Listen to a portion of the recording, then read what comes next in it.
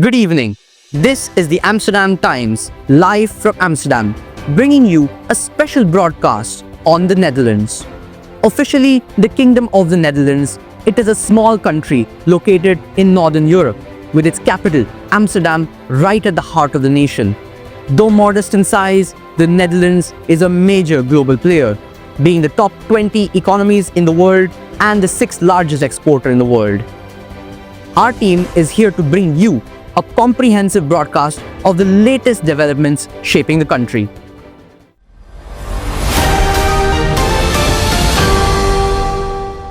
In a major political shakeup, Prime Minister Dick Schoof has resigned after his coalition government collapses just 10 months into office. The ruling alliance fell apart following fierce disputes over pension reforms and tighter migration rules. Talks broke down last month, forcing the king to accept the government's resignation and formally dissolve the parliament. The country will now head to snap elections on 10 September. This marks the third national vote since 2021, reflecting a period of growing political instability. The pension cuts proposed by VVD face strong opposition from coalition leaders, while the migration quotas further deepened the risk. With public trust in mainstream politics fading, all eyes are on this election, whether it brings greater trust or greater fragmentation to the Dutch political landscape. Let's hear from our news correspondent Siddharth and Shreya about the recent NATO summit which was held in The Hague. For the first time in history, Netherlands is hosting a NATO leadership summit with President Donald Trump in presence, with all member states representatives, and is going to discuss some of the most important topics in the last few years. All the members have agreed to raise the defense spending target to 5% GDP by 2035. The Netherlands has confirmed a second batch of F-16 fighter jets for Ukraine, while the US has pledged missile systems and logistical supports. Leaders have agreed to establish a new rotational force structure along the border of Estonia and Lithuania and provide upgrades to the already existing integrated defense networks. Now, we move on to our data analysts, Ishita and Atharva, for the latest economic headlines. The Dutch economy is forecast to grow by 1.7% in 2025, but momentum is slowing.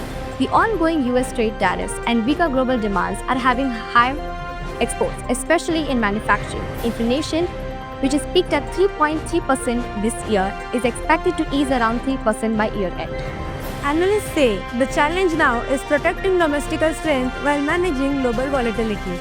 We now go to our tech experts Arav and Sangeeta to bring us upon the latest ASML and global semiconductor industry. ASML is the only company in the world which is responsible for making extreme ultraviolet lithography machinery, which is responsible for developing advanced chips. Its revenue in 2025 is projected to exceed 30 billion euros. But its dominance is being challenged. Canon in Japan is pushing cheaper alternatives, and the Chinese firm SMEE is accelerating efforts to develop its own tools. Now I call upon Abhigan and Anisha to talk about the pro-Palestine trends in Netherlands. Ladies and gentlemen, we have this breaking in from The Hague at the moment. About 100,000 people have marched on 18th of May expressing solidarity and peace for Palestinians. The 150,000 people march form the symbolic red line expressing solidarity for Palestinians. They've called upon for trade embargoes, arms embargoes, and suspension of all EU trade agreements with the State of Israel. Public support for government Israel policy starts dwindling. The latest ICSE polling indicates just 15% of approval, while 54% demand a firmer stance.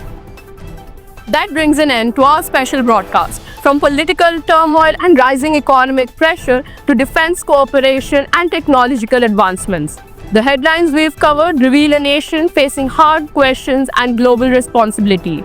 As we close, we recognize that diplomacy isn't just about borders and policies. It's about people, choices, and courage. At INMUN, we don't just represent countries, we represent the power of the youth to question, lead, and shape what comes next. This is the Amsterdam Times concluding this special broadcast.